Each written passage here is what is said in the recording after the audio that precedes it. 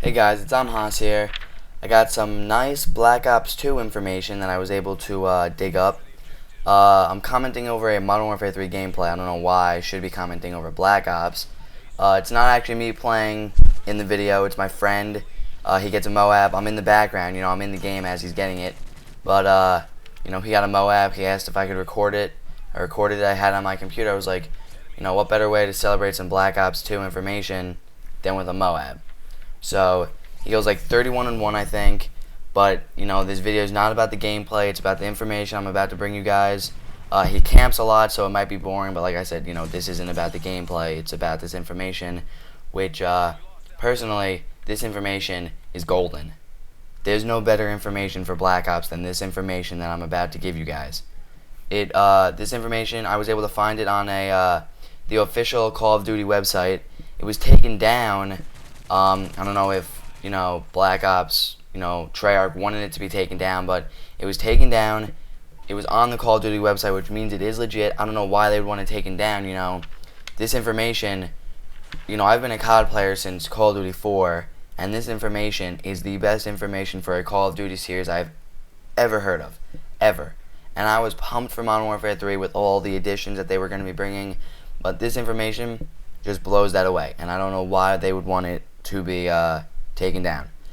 So the first thing that I want to bring to you guys is there's a new game mode that they're bringing to Black Ops 2. It is called VIP, or Protect the Person, and basically what this is there's one person that a team will have to protect, and they'll have to get to a certain point on the map and maybe plant the bomb. That wasn't specified. So it's kind of like Search and Destroy with more of a, team work together aspect, because there'll be one person chosen. They'll have to be led to a certain area on the map, maybe plant a bomb. Like I said, I don't know, it wasn't said. And that's like Search and Destroy. The only thing is, in Search and Destroy, how many people actually be like, alright, we gotta defend this guy as we get to the bomb. Usually when I play, everyone just, plays their own separate ways, does whatever they want to do. But, this is a game, I play paintball, and I've played this game before.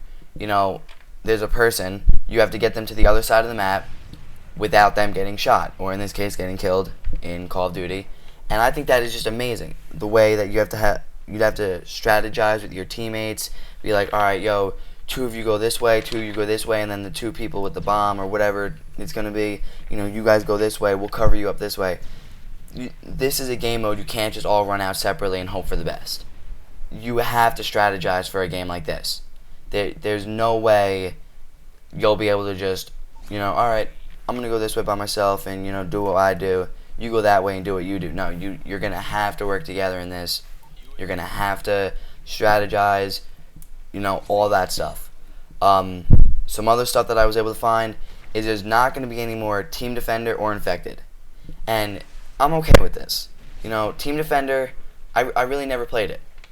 And I can see how Team Defender is kind of tied into this, VIP aspect of the new game mode, because, the person with the flag, you'd have to protect them and stuff like that. So I can see how it's tied in, but Infected, I'm going to miss Infected. Infected is still, and probably will be throughout this, throughout the entire Call of Duty series, my favorite game mode.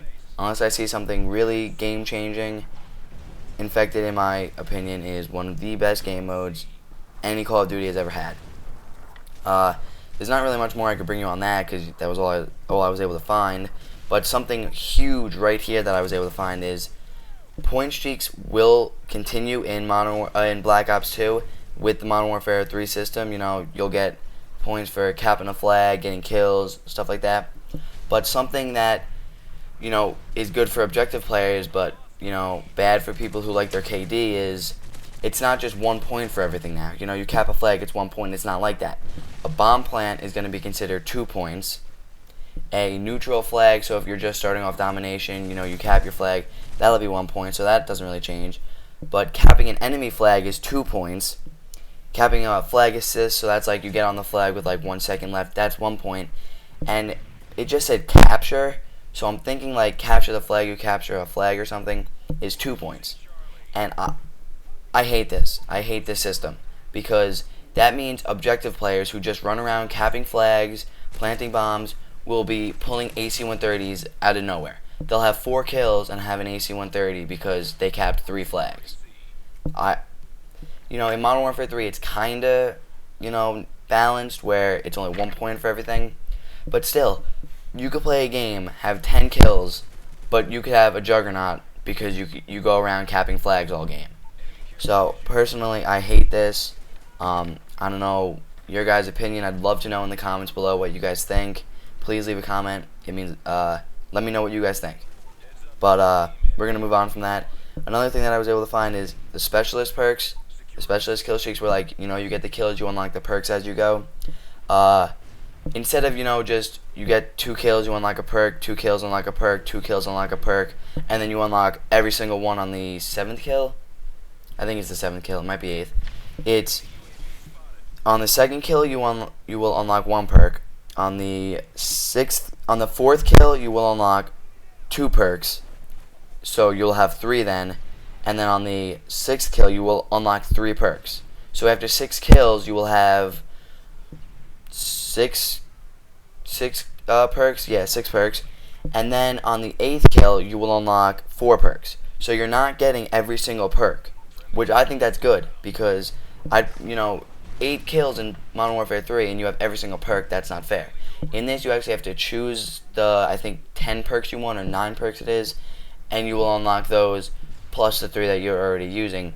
This way there's not a complete unfair advantage, because if you have someone, with every single perk going up against a kid with just those 3 normal perks that you start off with, that kid with those 3 normal perks is 95% gonna lose, unless that kid, with all the perks sucks.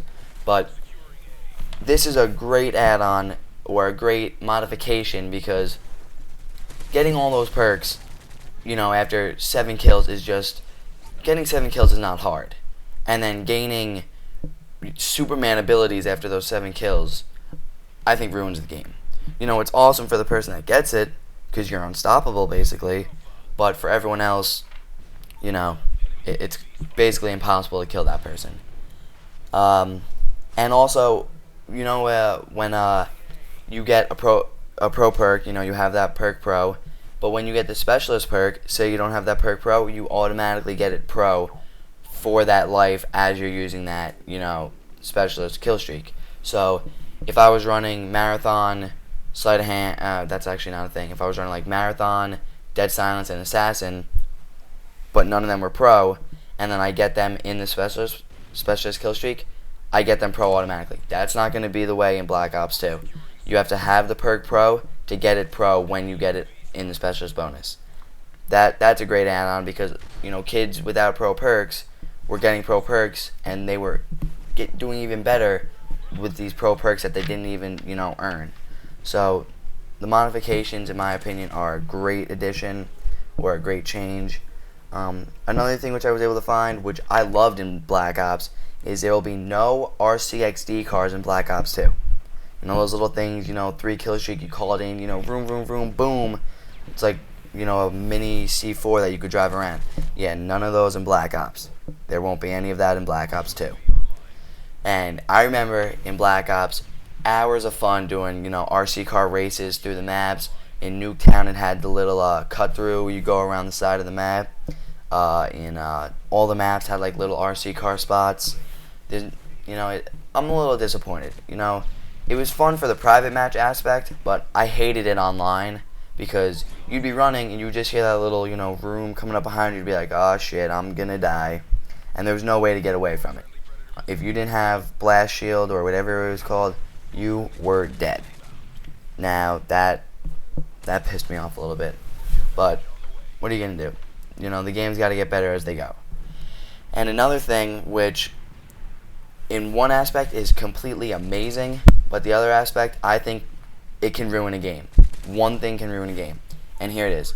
There is heat vision as a point system reward.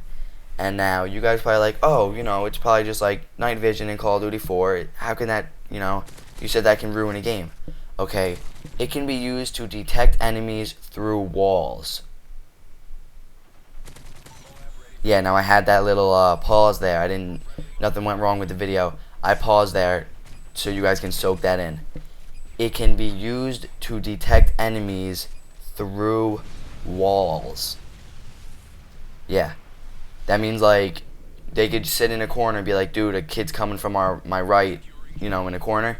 Boom, pop out, kill him. That can destroy a game right there. I know my friend Kyle, he plays Blacklight Retribution. It's a computer game. It's a free-to-play computer game. I think it's still in beta. It has that feature where you can put on night vision goggles and see people through walls. It's only for a limited amount of time. Like, you can only like put it on, 3 seconds later it'll automatically take it off. So you can't sit there with it on. But he wanted me to play the game. I started to play the game with him, and I hated it.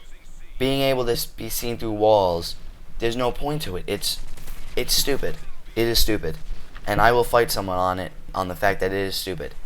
No one wants to be able to be seen through walls. People already get pissed off at the game and they can't be seen through walls. Imagine if you have a kid about to get a MOAB and everyone knows where he is because one kid is able to see through a wall. It's a game changer. It really is a game changer. And it makes me mad that the producers would even want something like that in their game. So that's all the information I was able to dig up so far. I'm hoping to get another video because there is more information that I'm finding on the way. Not enough to add to this video and not enough to make its own video. So stay tuned for another, video, as I hope to bring one out soon. Till next time, see you guys later. Peace.